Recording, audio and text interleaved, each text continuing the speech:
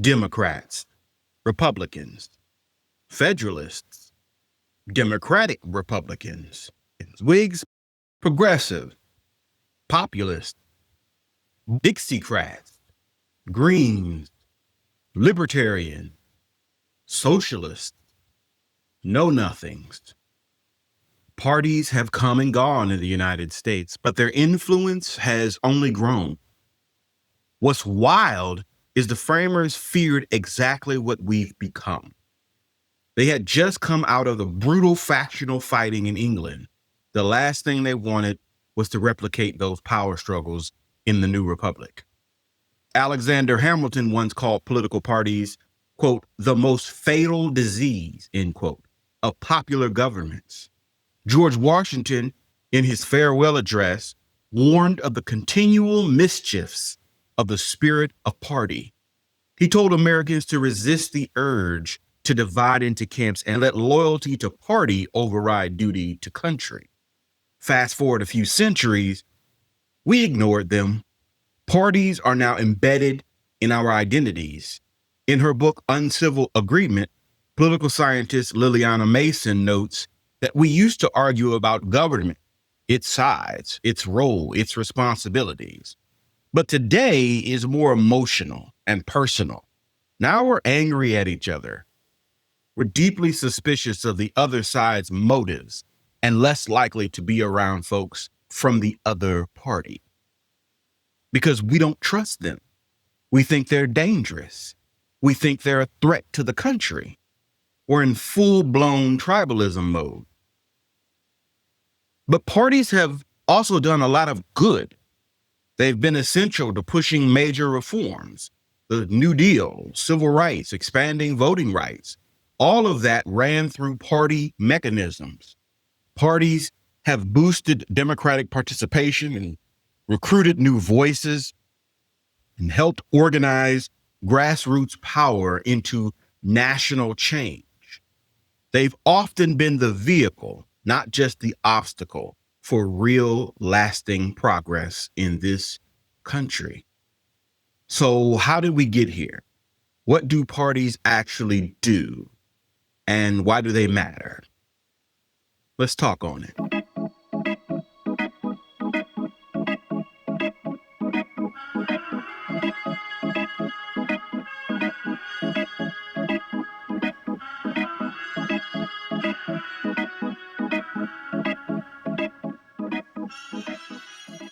Political party is an organization that tries to gain power by getting people elected who support their ideas and policies. Simple enough. But it's not just about ideas. It's about getting into the rooms where decisions are made and staying there. Think of it this way. Their purpose is to be the bridge between the people and power. They're structured to operate at every level, national, state, and local. They help make sense of the chaos by linking people to institutions and politicians to policy. We often treat parties like mascots in a sports rivalry, but their deeper function is much more consequential than that. Parties connect voters to elected officials. They translate demands into action, or at least into a campaign slogan. They overcome fragmentation. Remember the concept of federalism? Different levels of government doing their own thing? Well, parties help coordinate across that mess. They also help articulate what a politician stands for. In theory, a party label gives you a sense of what someone believes without having to read a 90-page policy paper. The structure of a party isn't flat. It's layered like a cake or a bureaucracy. National committees handle the big picture: presidential elections, party platforms, national conventions. State parties deal with statewide candidates like governors or senators. Local parties run on-the-ground operations, voter turnout, city council races, school board endorsements. This three-tiered structure keeps the party alive at every level of government. It's why the Democrats in D.C. and the Democrats in Dallas are technically on the same team. though sometimes barely. Step 1, find someone to run. Usually parties start with respected community leaders, folks already known in civic, business, or nonprofit circles. Then they assess, does this person reflect party values? Do they have any charisma? Can they win? If the answer is yes, parties step in with the infrastructure, policy briefings and training, donor networks, voter files, all the stuff that turns a potential candidate into a real contender. Okay, so let's talk about persuasion. There are a few things that you want to highlight with the potential candidates that you're talking to. The first is the benefits to running. So often people look at running for office and they're really overwhelmed by what it takes, but there's also a lot of benefits involved, and having that conversation is really important. So there are things that make running for office a less burdensome experience. In conversations with these potential candidates, you want to strike a careful balance between being honest about how much work and effort it takes, including fundraising. Yes, they have to raise money, I'm sorry. And how much easier it can be with the proper tools and support which you are offering, which you're both offering, and also you are part of that support, right? So you want to focus on, again, the benefits to running, that there is a roadmap to victory, which you have done your research on, that they have the support of their community. This is another reason why researching the person in advance and getting to know who they are and meeting them in another setting is really important. And that they had your support. It's really important that they understand that they are not in this work by themselves. So let's talk about benefits to running. So the first thing to highlight is something like, aside from being the change you and the community need, you can build lasting relationships, power, and set up a future Democratic victory. So this goes back to what we were just talking about of what if you don't think you're going to win? There's other opportunities involved, and also you might win. Then there's this roadmap to victory. So you might say something like, we know how to win. We've seen people do it in the past, and there's a tried and true method for victory. There are so many tools that NBTC has and that other people have to create really structured, strategic campaigns that help move your campaign forward. So you're not just going to be out there in the dark. You're going to have real support. Having a calendar. So running for office is definitely a big time commitment, and we should be honest about that. And also it's why you're there. It's why you have the support. And also it's why we have structures like a calendar. We have deadlines that are already set for us. We have the very well-studied science of campaigning. We know what campaigns should look like, and you can build a structure and a calendar around those things. And they have the support of their community. So, they're not going to do this alone. They have family, they have friends, other people that are going to support them. And also they have you, right? Okay. And also they have, like I said, they have this network. It's not just you. It's going to be other members of the party, people who are excited about their leadership, things that are going to help propel them to victory. So they have, you want to come with a candidate support plan filled out and ready.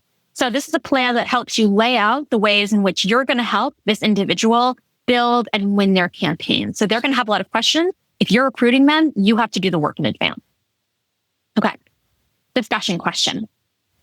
What else do you think you might want to highlight in these conversations with candidates to recruit them to run for office in your community? If you were thinking about the conversations you need to have, maybe there's even a person you have in mind. What do you think you need to prepare? What do you need to highlight in those conversations? Fundraising is very often the thing that intimidates people a lot. So being ready to answer that question is going to be really important. Knowledge about the issues is important. Great. How to get more people on your campaign, on your team. Goal is to build a bench. Parties are constantly looking for new faces who can win tough races, excite the base, or eventually climb the ladder to higher office. That's how mayors become governors and governors become presidents. Once you've got candidates, well, now what? Time to enter the gauntlet, the primaries. Republican and Democrat, caucus and primary, Iowa and New Hampshire. Why is it so important? because it's the very first and because it proves your organizational skills. Since 1972, Iowa has held the first voting contest in presidential election years, a caucus. Caucuses are kind of fascinating because it's a throwback to pre-modern America. What's different about a caucus is that you actually have to show up. You have to be there at a meeting. You have to hang around for a while. You can't just show up, vote, and leave. I think Iowa has something like close to 3,000 precincts across the state. So imagine 3,000 different precinct meetings in which people are showing up, voicing their support for somebody. It is a highly intensive process to get people to participate. A primary is the form of election that Texans and voters in the majority of states are used to. A primary election is the voters' opportunity to vote for the candidates they would like their party to put on the ballot in November. Voters show up, cast their ballot, and leave. The person who wins the vote in both the Republican and Democratic primaries will be on the ballot for the general election in November. That election decides who takes office. The rules of a primary election are laid out by individual states and the political parties within those states. Primaries are where parties sort themselves out. Candidates battle for support, ideas get tested, and ultimately delegates are awarded. The National Party plays a major role here. They decide debate rules, and I'm speaking specifically about the presidential primary process. They set the calendar. They shape the process. But states have real autonomy too. Some run primaries, others do caucuses. Some vote early, others late. Eventually, it leads to a nominee. But how we get there is a whole process, one that's gotten more democratic over time, but also messier. To go first. So what's a delegate? You're representing your state at a national convention. Who becomes the nominee is really based on the number of delegates. Normally, it's people who are well connected to the party, who have a lot of roots in the party, who have done a lot of work for a campaign, primarily for campaigns. It's a reward for some people. Others become delegates because they're elected leaders within their party. Delegates carry out their duties at a convention, first at the state level, then at the national level. National conventions are those huge events full of pomp and circumstance where states carry their banners and delegates voice their support for the nominee their state chose in the primary. Officially, the nomination of a presidential candidate happens at the national convention. That's where delegates cast their votes and the party rallies around the winner. But before we go any further, I got to briefly explain what proportional and winner-take-all systems mean in this context. In a proportional system, delegates are awarded based on the percentage of votes each candidate gets in a state primary or caucus election. So if you win 40% of the vote, you get 40% of the delegates. In a winner-take-all system, whoever gets the most votes in that particular election takes all the delegates that are up, even if they only win by a hair. Democrats lean more towards proportional allocation of delegates in their national primary process. Republicans don't use superdelegates. Democrats do. Superdelegates are party leaders who can vote freely. Even debate rules differ. GOP criteria can be stricter and shift often, whereas Democrats are generally more inclusive. Getting nominated by a major party in the United States is about navigating the rules of your party system. Conventions used to be smoke-filled rooms. Now they're major multimedia productions. They finalize the nomination process, introduce the presidential ticket to the country, and hammer out the party's official platform. It's a chance to define what the party stands for heading into the general election. And it's about unity. The party needs to come out of the convention looking focused, not fractured. Now, before 1972, party bosses controlled this process. Candidates weren't chosen by voters, they were picked by insiders. That changed after the chaos of the 1968 Democratic Convention, where the nominee was selected without winning a single primary. What it did was it sparked outrage, and it led to major reforms. On this day in 1920, the Republican National Convention in Chicago got underway with a wide open field. Party leaders gathered in a room to try to reach a deal on a nominee. It led the Associated Press to coin the political phrase, smoke-filled room. That's where we first saw that phrase, settling on Warren Harding, who would later be seen widely as America's most corrupt president. 1968 was the wake-up call. I mean, there were riots in the streets, y'all. Protesters clashing with police. The convention was totally detached from public sentiment. People wanted a voice. The process had to change. And it did. The Democratic National Convention, Chicago, August 1968. The country deeply divided. The war in Vietnam claiming hundreds of American lives every week. The convention was a disaster waiting to happen. How do you do? We're happy to see you. The Democratic contenders were Vice President Hubert Humphrey and anti-war senators Eugene McCarthy and George McGovern. Robert Kennedy had been killed just 3 months earlier. A move to draft his brother Ted went nowhere. President Lyndon Johnson had withdrawn from the race over Vietnam. He retreated to his Texas ranch and marked his 60th birthday, on the phone constantly, trying to manipulate the convention on behalf of Hubert Humphrey, watching as his party tore itself apart. Unless we stop killing and slaughtering these boys in Vietnam, the American people will not support any administration in power that continues it. Thousands of young anti-war demonstrators descended on Chicago. They hated the war and the establishment that promoted it. Many flew Viet Cong flags. They threw rocks and bottles at police, calling them pigs. They wanted to provoke a confrontation, and they got just that. Chicago police were under the iron control of Mayor Richard J. Daley. There was trouble inside the convention as well. On day 2, a Vietnam peace initiative failed to pass. Angry delegates demonstrated.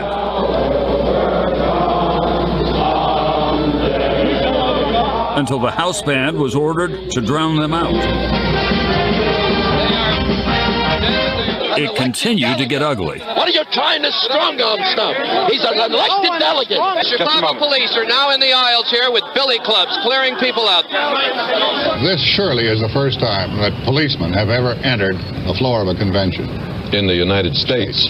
On day 3 in nearby Grant Park, police with billy clubs and tear gas broke up a rally by thousands of protesters who refused to disperse. The police formed into a wedge, waded in, and the battle was on.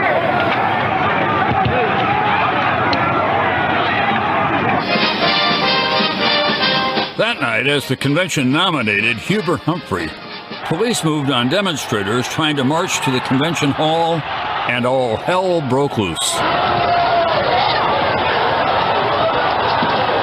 America's fault line opened up violently right on Michigan Avenue.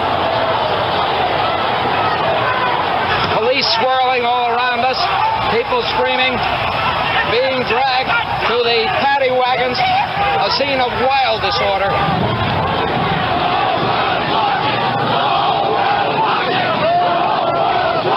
The whole world was watching, appalled at both sides. News of the violence soon reached the convention floor. Connecticut Governor Abraham Ribicoff, a McGovern supporter, took aim at Mayor Richard Daley. And with George McGovern as President of the United States, we wouldn't have to have Gestapo tactics in the streets of Chicago. Mr. Daley is not pleased with Senator Ribicoff. How hard it is to accept the truth. Pretty gutsy, Abe. Daley fiercely defended his police department and famously misspoke in the process. Gentlemen, get the thing straight once and for all. The policeman isn't there to create disorder. The policeman is there to preserve disorder. The morning after, America's generational divide was on full display. One of the radical organizers, Jerry Rubin. Police are brutal. Police protect the status quo, and police consider enemies of the state anybody who stands up and challenges what the police protect. Chicago police spokesman Frank Sullivan. These people are revolutionaries bent on the destruction of the government of the United States of America. They're a pitiful handful. What I saw there were American young men and women being savagely beaten by policemen simply because they were out on the street protesting against policies over which they have had very little to say. Hubert Humphrey, after a long time of yearning for it, has finally won his party's nomination, and in the opinion of a great many people, there's serious question now about how much the nomination he won is worth. Humphrey faced an almost impossible task to bridge the divide, to unify his party. We do not want a police state, but we need a state of law and order. And neither mob violence nor police brutality have any place in America. Even as he spoke, the showdown in the streets continued, the final enduring image of a disastrous convention. The old men running this convention were absolutely determined to have everything their way, and they almost succeeded. And in the process, they may have succeeded in losing the election. All set? We'll see you downtown, fellas. Just days later, Richard Nixon opened his campaign in Chicago and was welcomed with a ticker tape parade. He promised law and order. And that November, a nation still deeply divided narrowly elected him President of the United States. In response to 1968, Democrats created the McGovern-Fraser Commission. It recommended open delegate selection, meaning the voters, not party elites, should choose delegates through primaries and caucuses. Republicans ultimately followed suit with these rules in 1976. This is the origin story of the modern nominating process. More democratic, yes, but also more complex, and sometimes as out of touch as the old system. Today's conventions are part rally, part pageant, part policy summit. It's where parties set the tone for the election that's coming up, introduce their ticket, and solidify their platform. Yes, they're carefully choreographed, these conventions, but they still give us important signals about unity and strategy, and ultimately where the party is headed. Platform lays out what the party stands for, on paper at least. It's where competing factions try to steer the agenda. It's where candidates commit to policies they'll push during the general election campaign. It's also a test of power inside the party. Which factions get their priorities in the spotlight? Who gets written out? And while most voters never even read the platform, it tells us what the party believes, at least in theory.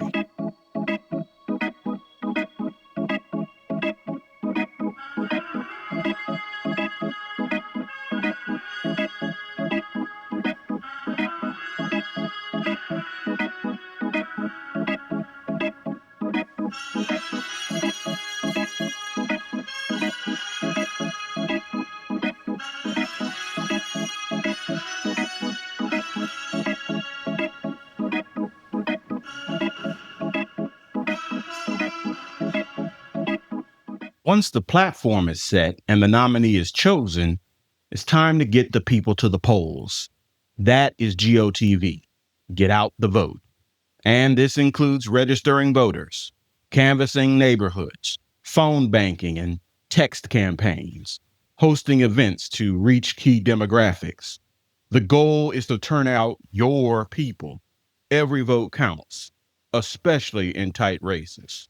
I think I might repeat a little bit about what I said earlier, but the most important thing to do when time is short is to focus on your direct voter contact. Some folks call it DVC. Make sure you're canvassing when you can. Phone banking being really big during the times of COVID. Texting if your campaign has a texting program, and being sure that you're training your volunteers to be able to do that really efficiently, and so that they don't make some large mistakes like putting lit in a mailbox. Like it's still important as we're going during GOTV to train your volunteers to do direct voter contact. Yeah, spot on. Sarah Joy. Yeah, I think as tactics, I think especially in the final weeks, I think it's really about two buckets. One being voter education, and thinking about Virginia, for example, there's a lot that we can do around voter ed because early voting started yesterday. No excuse early voting is new in Virginia. So there's just a huge opportunity for the campaign to reach out to voters and start banking votes now. But that can only really happen if voters know that early vote is available to them. And while we're doing this like voter education, it's also really important that we're helping voters make a plan to actually get their ballots in. So yeah, I think it's those buckets. And then while you're like navigating those things, you're still doing a lot of GOTV recruitment, get out the vote recruitment to make sure you have volunteers coming in and to also support those conversations that you're having. So yeah, I think it's just really important to have strong voter education and mobilization happening at the same time. Awesome. Jordan, yeah. I just want to echo what Jess said about doors. They are just so critical.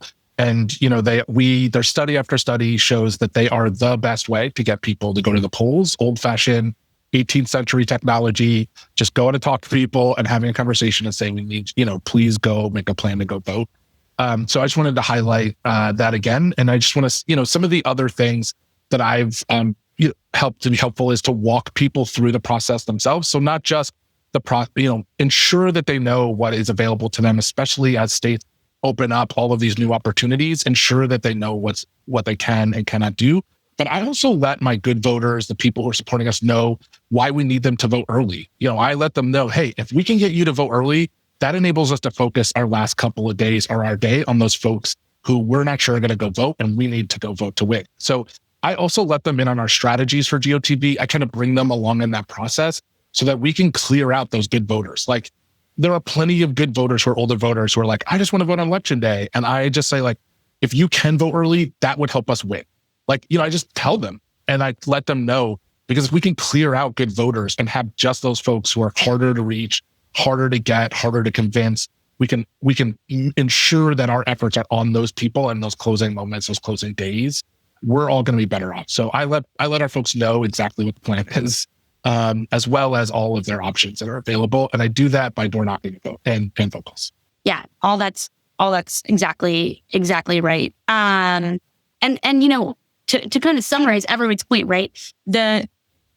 Once you're at GOTV, you are really coming up against the clock, right? So you are constantly faced with that decision of what is the best use of my time, or what is the best use of the candidate's time. And to everybody's point, it is going to be talking to voters that need that extra push. Something I love doing during GOTV, especially during early vote, is telling people, if you go vote, we will stop calling you. The best way to get off our lists, right, is to vote. Because once you vote, we love you, we appreciate you, but we don't care anymore, right? So I think just being upfront, letting people in, to that insider baseball of, we're going to call you until you vote. I have a great story for that. So Please. There's only one time I ever finished a list. Like, everybody on my list went and voted in all the years I've been doing this. And I remember it was like 7:30 and I was literally just sitting across the street from this poor man's house, waiting for him to come home. And he came home and I was like, hi, my name's Jordan. I'm here to encourage you to vote. He's like, I just got home. I don't know if it's gonna be worth it. And I was like, every other name on this list is crossed out. I'm going to sit here and bother you until you go vote till 8:00. If you and I walk right now to the polls, it's right around the corner, I'm going to be happy. You won't hear from me again. And he was like, all right, man. That's exactly it. Yeah, I think like reminding people that like the sooner you vote, the sooner you'll stop hearing from me is one of the best ways to get people to go vote. Yeah, the sooner I will leave your literal porch. Yeah, I love that. Elections cost a lot of money. Parties have to raise cash through small dollar donors and wealthy bundlers, PACs and super PACs. And where the money comes from can say a lot about whose interests the party serves. Follow the money. and you'll often find the real power brokers in American politics. Every conversation you have with a donor, every grassroots house party that you do, every thank you note that you send to someone who stepped up and gave you money is an opportunity to engage with someone who really cares about our country. So people will often say to me, don't you hate doing call time? It gets tiring. It's just a lot of talking. Like I remember when I would first do it for 8 or 10 or 12 hours a day, I would literally just have no voice. I would be dehydrated from having blown so much hot air all day in this little call time closet I had. But each one of those conversations, each one of those discussions with a donor making that ask is an act of believing in yourself and believing in the campaign and engaging with someone who cares. And you're creating people who, by making the ask, by getting the resources, you're doubling down. They're doubling down. You're helping them double down on their commitment to our democracy. And so when someone gives you $5 or $50, they are really saying, I'm watching, I'm playing this, I'm in this democracy. I'm not observing this democracy. And so when you have that mindset about fundraising, it turns it in from something that is just about this number and dollar in and of itself, which is important. That's your manager's job, to push you and to get you to do that. But you have to find the inspiration to find value in those calls, in the calls themselves, not just in the money. And I think that is a really transformative thing that makes the entire campaign so much easier. Parties provide professional infrastructure, media consultants, pollsters, data analysts, opposition researchers, and field strategists. But they still rely heavily on the true believers, the activists who knock doors, they staff phone banks and keep the engine running. These folks are often more ideologically extreme, but they care deeply and they keep the party honest.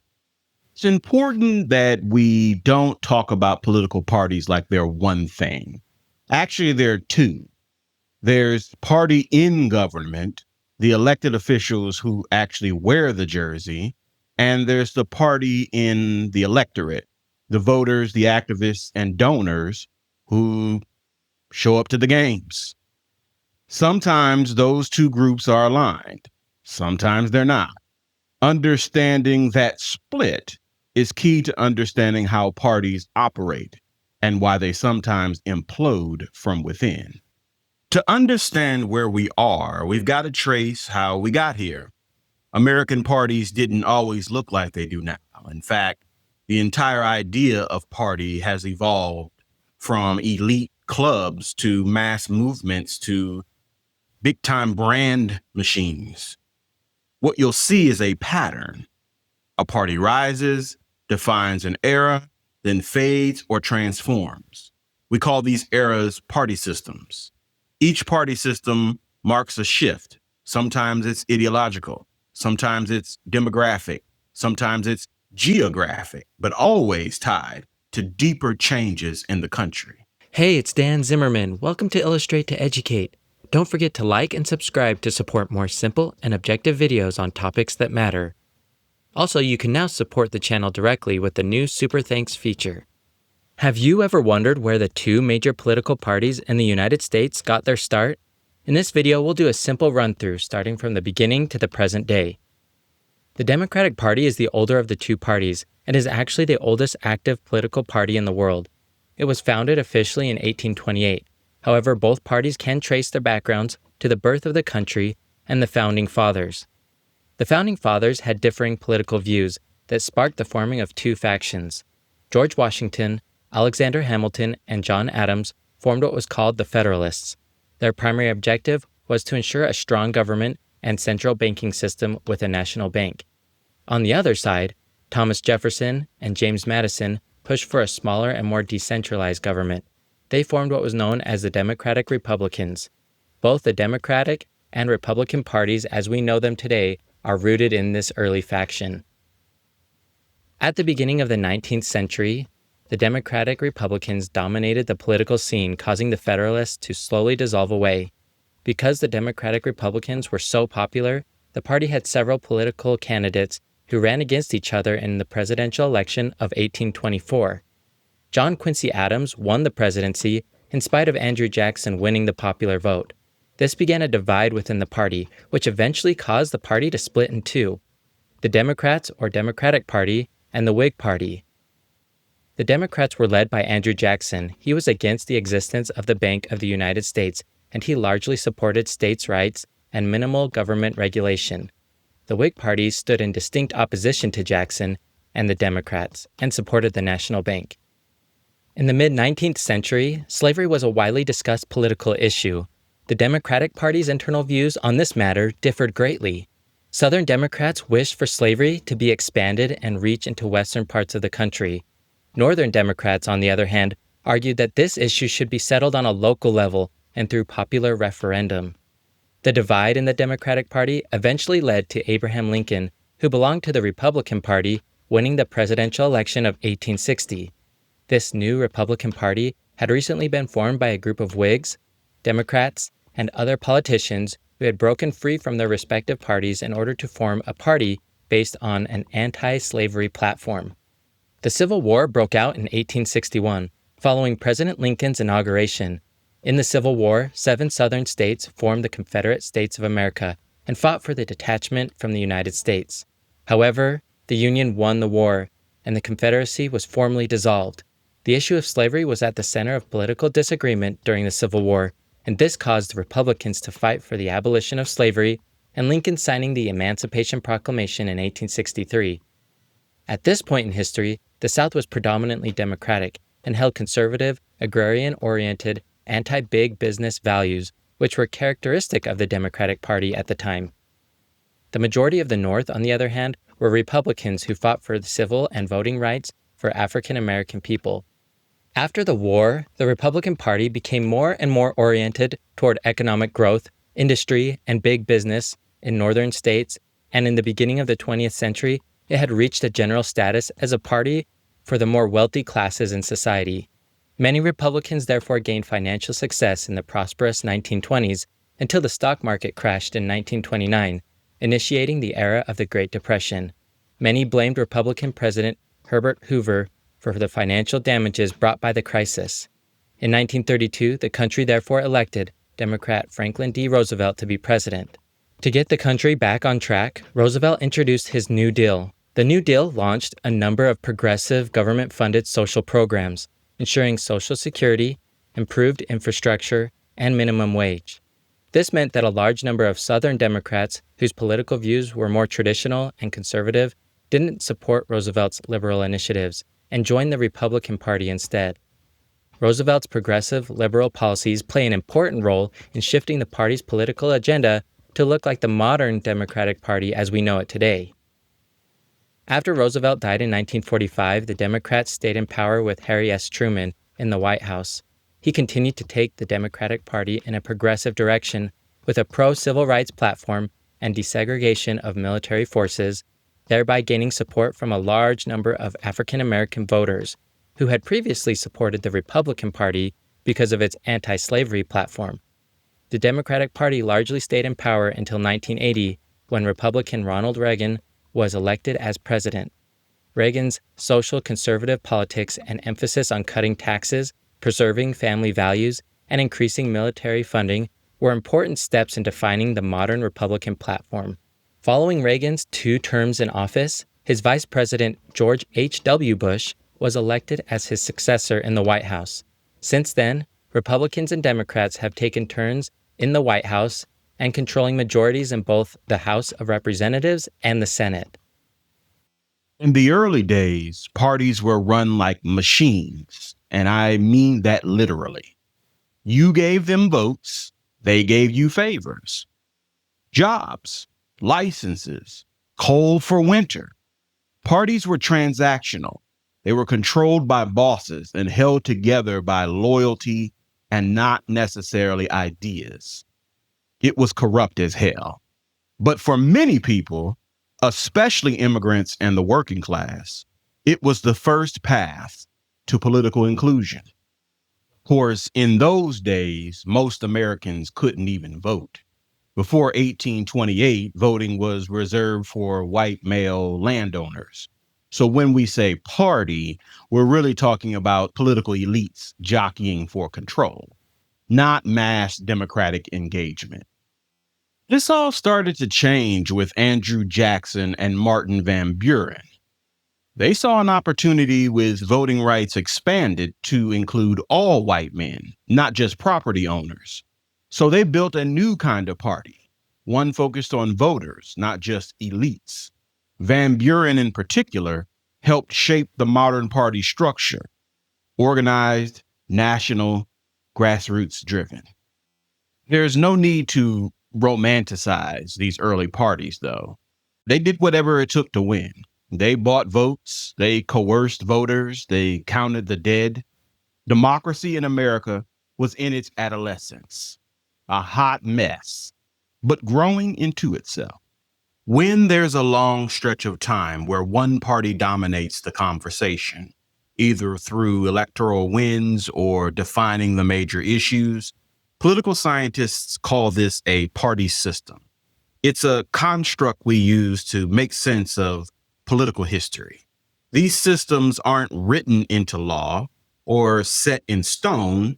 They're frameworks scholars use to map shifts in party power and coalitions over time.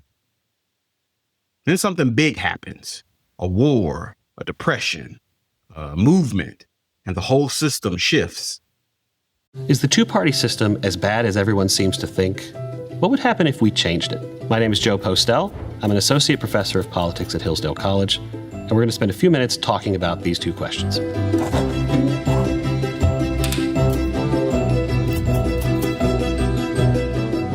So why do we have a two-party system in America? Wouldn't it be better if we had more options to choose from come election time?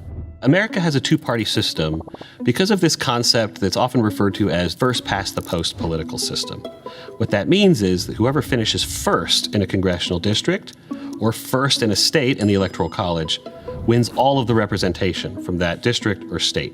It's a winner-take-all system. And the simple effect of this design is that third parties, which receive a lower proportion of the vote, are actually spoilers. They take away votes from the particular major party that they actually would support if they had to choose between the two parties. For instance, if you are inclined to vote for the Green Party in America, you're probably more closely aligned with the Democratic Party than you are with the Republican Party. But every vote you cast for a Green Party candidate, even if that candidate gets 5 or 6% of the vote, is actually taking votes away from the Democratic candidate. And if the Republican candidate finishes first, that candidate gets all of the representation.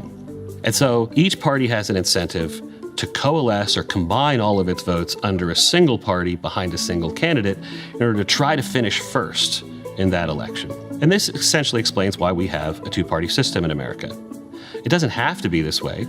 The Constitution doesn't mandate single-member congressional district. It doesn't mandate winner-take-all in the Electoral College. And in fact, 2 states in our Electoral College system today, Maine and Nebraska, don't give all of their Electoral College votes to the candidate that finishes first in that state for president. States could, if they wanted to, set up proportional representation, where a minor party would actually get a number of representatives proportional to the vote that they get in the last election. But that's not the system we currently have, and until those laws change, we will have a system that necessarily produces a two-party system.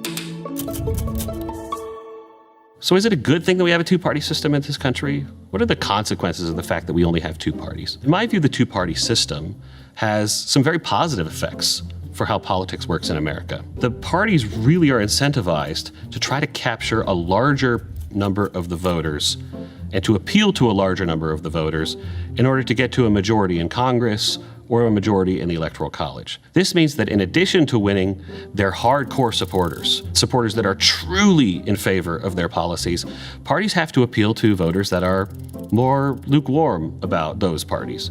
In other words, parties have to appeal to moderates in order to win a majority in a two-party system. This means that the two parties we have today, Republican and Democratic parties, the two major parties we have today, are really big coalitions of lots of different smaller parties. We really do have a kind of multi-party system in America. It's just contained within our two-party system. For instance, in Congress, the Republican Party is composed of many different caucuses. You might have heard of the Freedom Caucus, which is the more conservative part of the Republican Party. Perhaps you've heard of the Squad, a more left-leaning portion of the Democratic Party represented in Congress.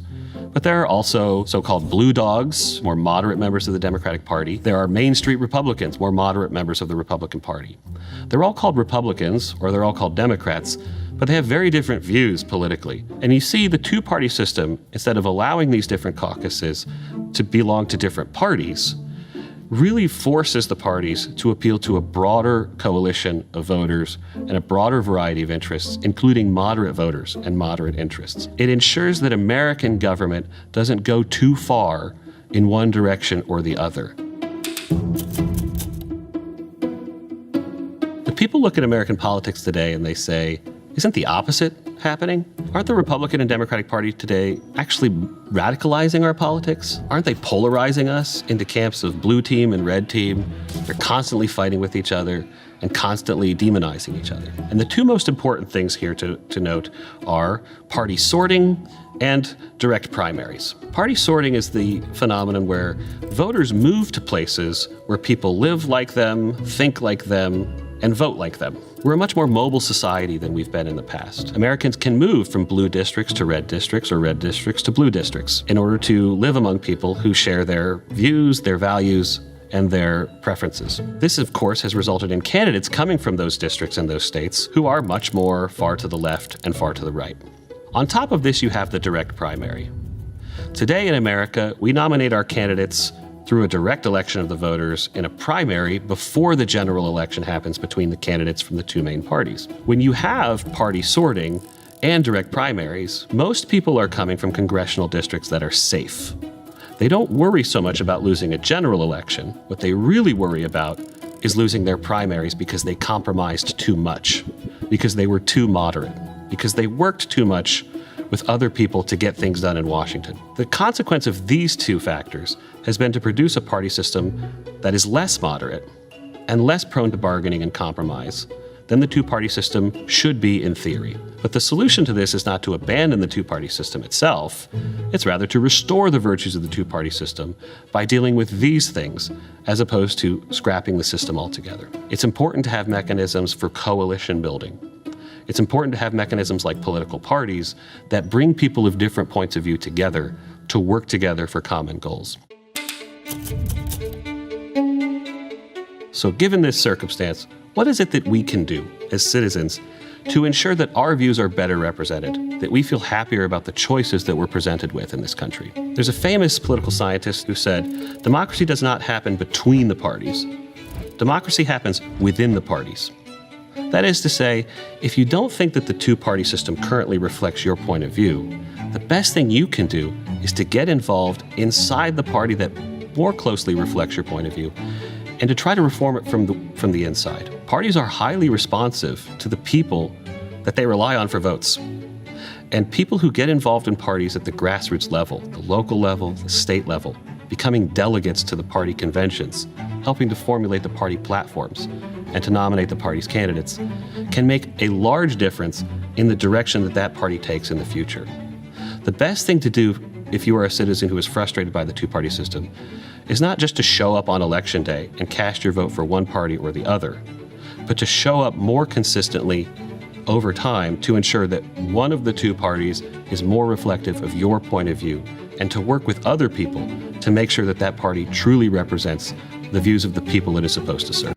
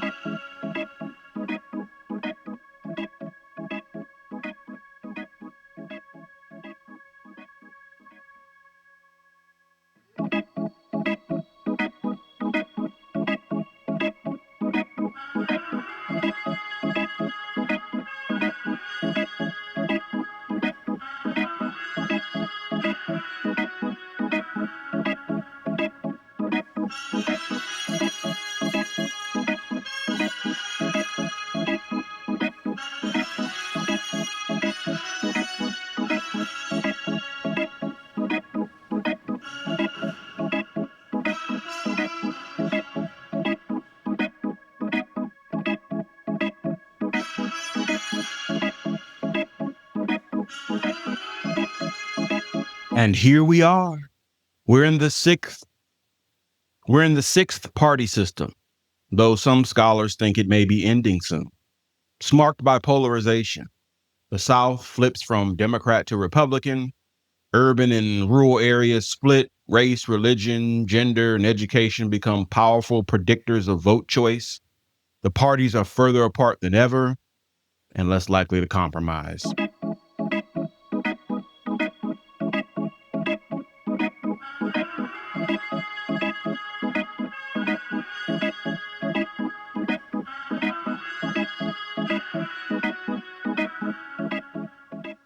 When I was growing up, the Democrats were a left-of-center party, but they had a lot of moderates, and they had a conservative wing. Republicans were a right-of-center party, but they too had moderates, and they had a liberal wing. We now have a liberal one and a conservative one, and the middle's gone.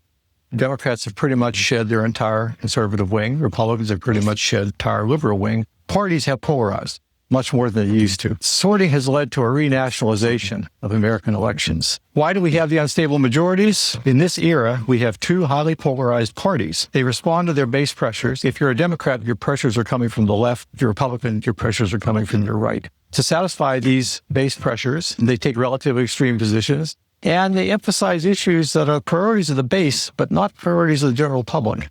That activists tend to often be motivated by things that are important to them, but not important to the electorate at large. This alienates your marginal supporters, the people who say, well, I didn't really vote for that.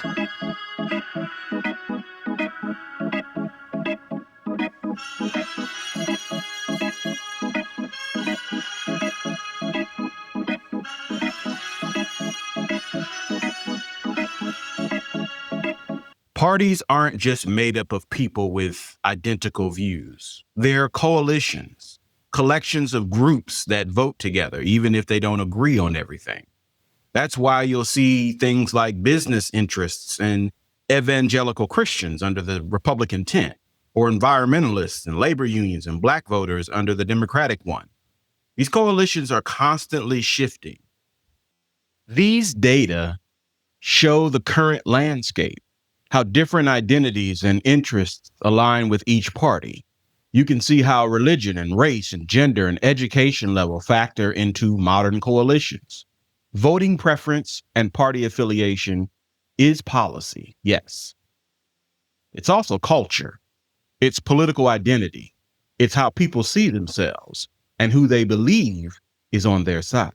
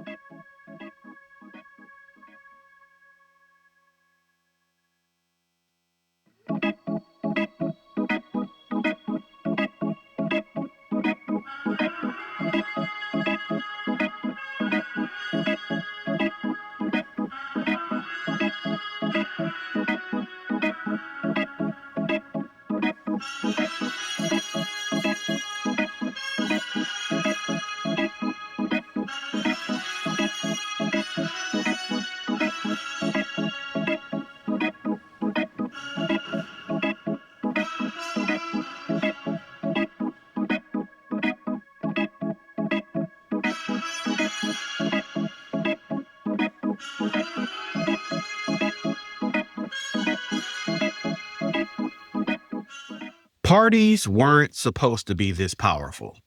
The framers warned against them, but they've become central to American democracy. They help organize elections, mobilize voters, structure government, and yes, they deepen division, they reinforce tribalism, and sometimes put loyalty above party. But if we want to change what our politics looks like, we have to understand how parties are designed to work, who they empower, who they leave out, and how they evolve. They are not just artifacts of the past. They are the engines of the present. And the future is still up for grabs.